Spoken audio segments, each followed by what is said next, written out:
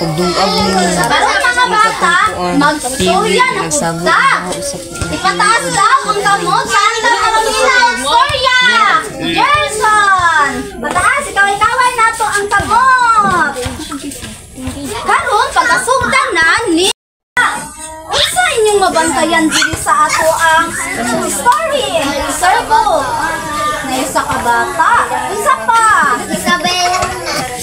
Kini ang atong storya naguluhan ang masusihong si Isabel. Kinsa gani ang karakter sa atong storya karon? Isabel. Si Isabel. Butang palikod. Unsa kaya ang sulod sa atong istorya karon? Sa inyong mabantayan sa unang hulagway. Unsa kaya ang nadiri? Si Isabel.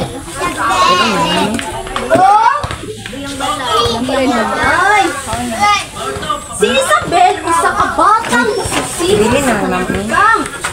siya nagpuyo sa usak ka manindot malinaw ng galyo. Asa nagpuyo si Isabel? Sa manindot o malinaw ng galyo. Usa si Isabel ang batang masusigon.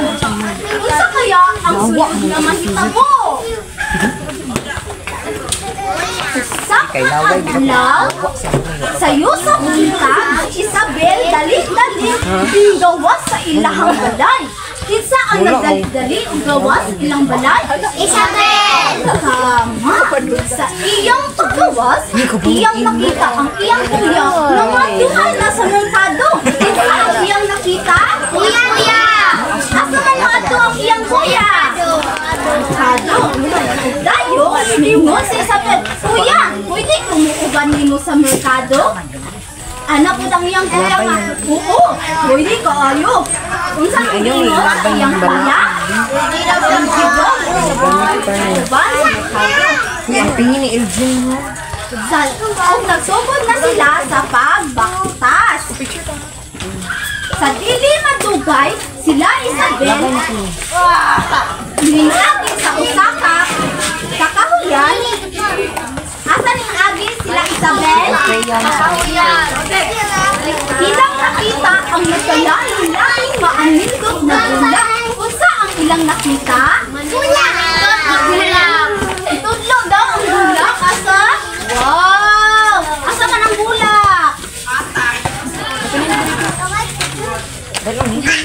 Anak si Isabel!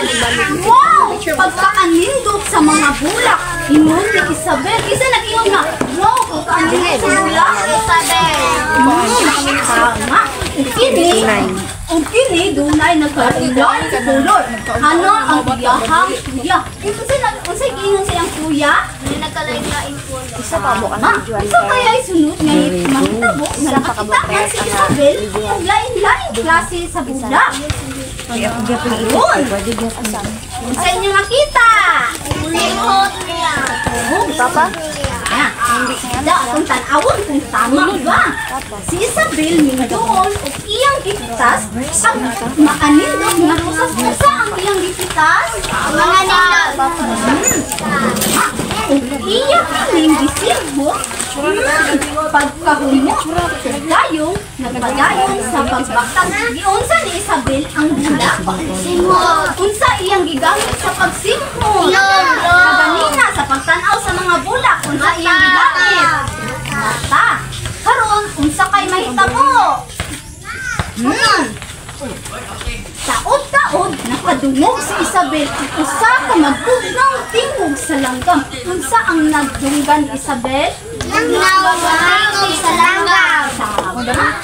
Sa iyang paghangad, iyang nakita ang langgam na malipayong na nagkanta samtang nagkaon sa mangga.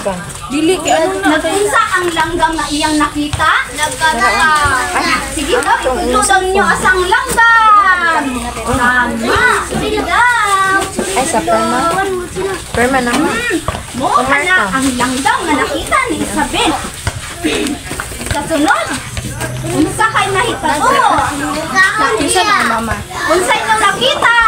Nagkaon siya ng Perma na ang lolo. Uhit gayon ni Isabel ang iyang kuya. Orange game na perma na yung lolo. Kuya, Lahi na lang, pato na lang. Hagmangga. Isabel? Duha ka buok.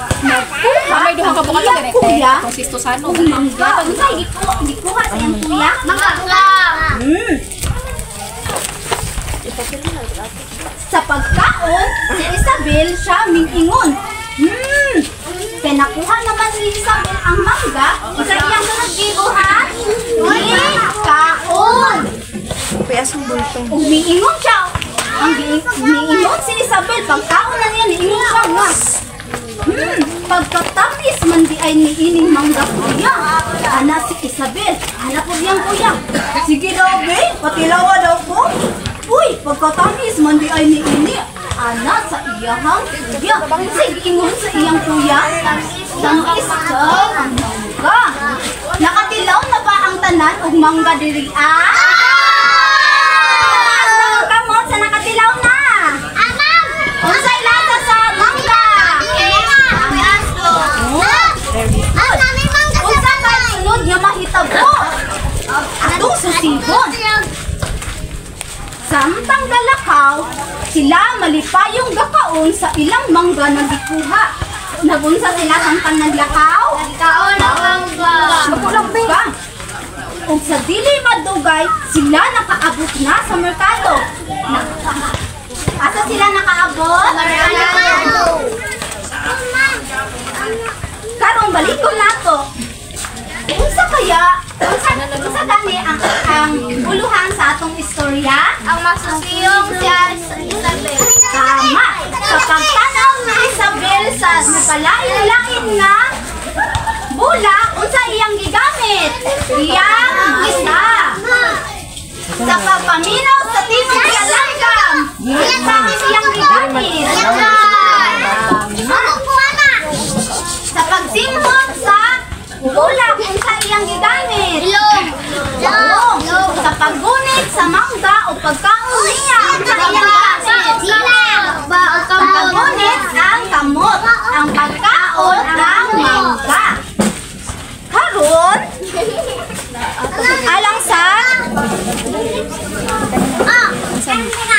alang sa musunod natong madula, akong tawagon si Teacher Angge para sa